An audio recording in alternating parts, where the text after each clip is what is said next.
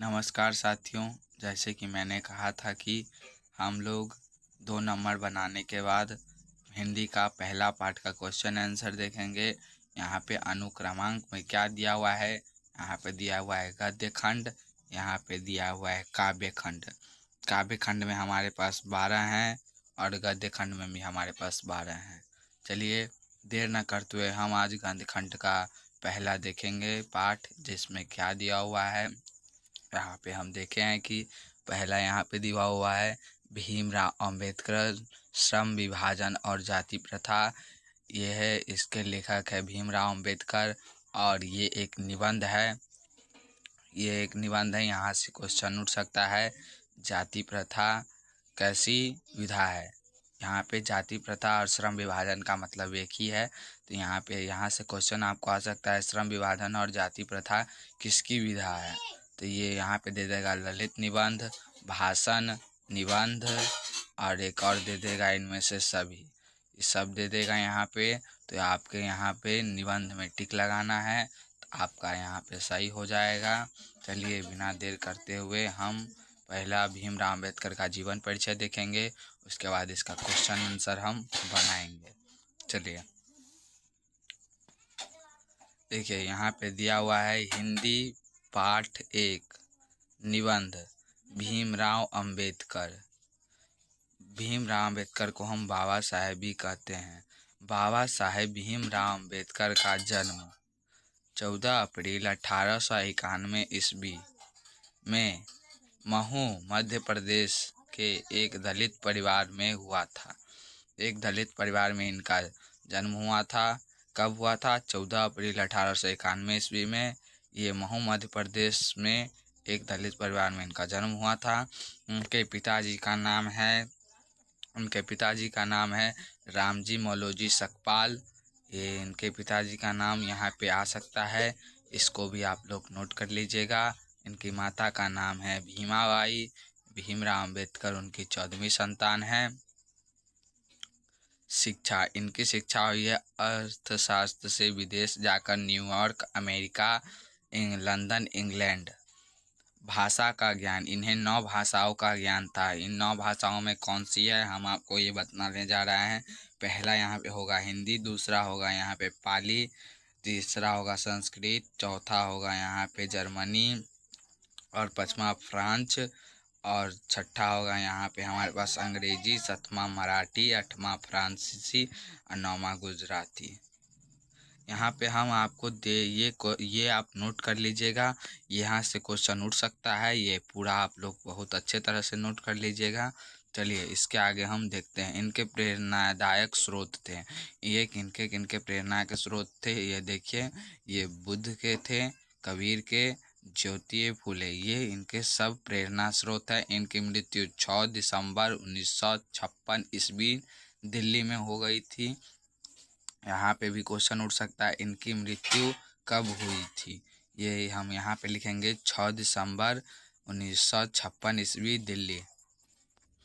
देखिए इनके रचना में क्या दिया हुआ है। इनका पहला रचना है द कास्ट इन इंडिया, ये भी है इन्हीं की रचना है, the caste in India, their mechanism generations and development, the channibals are who are used at Buddhism and communism, Buddha and his Dhamma, Yatust and Liguist Studios, Annihilation of Caste। ये सब इनकी रचना है। इसको भी आप नोट कर सकते हैं। यहाँ से भी आपको क्वेश्चन आ सकता है, द कास्ट इन इंडिया किसकी रचना है। यहाँ पे हम लिखेंगे भीमराव अंबेडकर की। यहाँ पे लिखिए, यहाँ पे क्या लिखा हुआ है, एनिहिलेशन ऑफ कास्ट का हिंदी विरूपण लालाई सिंह यादव ने जाति भेदभाव का के नाम से किया था। चलिए इसी के साथ हम आगे बढ़ते हैं। इसमें क्या दिया हुआ है, इनकी शिक्षा बड़ौदा नरेश के सहयोग से विदेश में हुई। इनकी विदेशी शिक्षा जैसे अमेरिका, न्यूयॉर्क, ये बड़ौदा नरेश के सहयोग से हुई। चलिए इसी के साथ हम आगे बढ़ते हैं। ये देख लीजिए इनका जीवन परिचय, जिन लोगों ने भी नहीं देखा होगा वो हमारे चैनल पे आकर देख सकते हैं। चलिए इसी के साथ हम इसका पहला क्वेश्चन देखते हैं। यहाँ पे पहला क्वेश्चन क्या दिया हुआ है हमारा, यहाँ पे पहला क्वेश्चन हमारे पास है, लेखक किस विडंबना की बात करते हैं, विडंबना का स्वरूप क्या है। चलिए इसी के साथ हम इसको देखते हैं। चलिए, लेखक के विचार से आधुनिक युग में भी जातिवाद का होना, इसके पोषकों की संख्या में कोई कमी नहीं होना,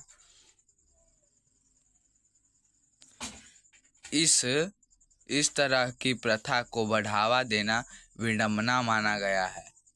कार्य कुशलता के लिए श्रम विभाजन अनिवार्य है और जाति प्रथा को इस व्यवस्था का दूसरा रूप कहा जा सकता है। ऐसे तर्क देकर ही जातिवाद व्यवस्था कायम रखने के प्रयास को सामाजिक उत्थान के लिए विडंबना का स्वरूप कहा जा सकता है।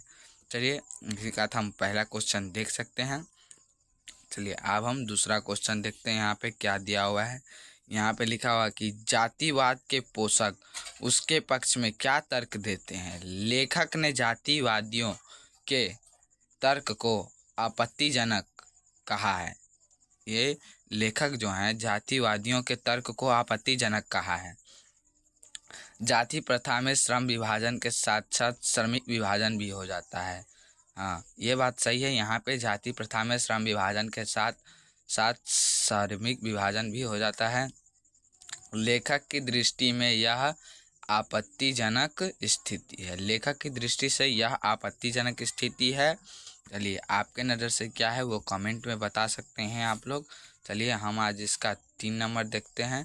3 नंबर अभी हमारे पास खाली है। चलिए 3 नंबर ना देखकर हम 4 नंबर देखते हैं, क्योंकि 3 नंबर अभी तक हमने देखा नहीं है। हम देखेंगे तब आपको बतला सकते हैं। चलिए हम यहाँ पे 4 नंबर देखते हैं।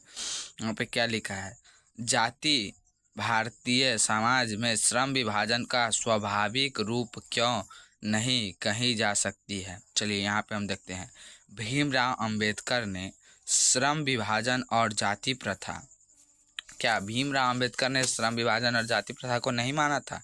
नहीं माना था। देखिए, भीमराव अंबेडकर ने श्रम विभाजन और जाति प्रथा शीर्षक निबंध में भारत में व्यापकता जाति प्रथा की निंदा की है। जाति भारतीय समाज में श्रम विभाजन का स्वाभाविक रूप नहीं कही जा सकती। यह मनुष्य की रुचि पर आधारित है नहीं है। यह प्रथा पेशे की स्वतंत्रता का गला घोंटती देती है। यह एक प्रथा हो गई है। स्वतंत्रता, सभ्यता और भव्यता का यह प्रथा हनन करती है। चलिए इसके साथ हमारा 4 नंबर कंप्लीट होता है। इसमें कुल कितने प्रश्न हैं वो हम देख लेते हैं, उसके बाद हम आप लोगों को बतला देंगे। इसमें है कुल हमारे पास यहाँ पे आ गया है, कुल यहाँ पे 8 प्रश्न हैं। हमने 4 प्रश्न बता दिए हैं, तो इसमें से हम 3 नंबर नहीं बता पाए हैं। कल हम इसी वीडियो में 3 नंबर भी बतला देंगे। चलिए इसी के साथ हम अपनी वाणी को विश्राम देते हैं। कृपया इस वीडियो को लाइक करें, कमेंट करें, शेयर करें और पेज को फॉलो करें। धन्यवाद। कल हम मिलेंगे ऐसे ही वीडियो के साथ।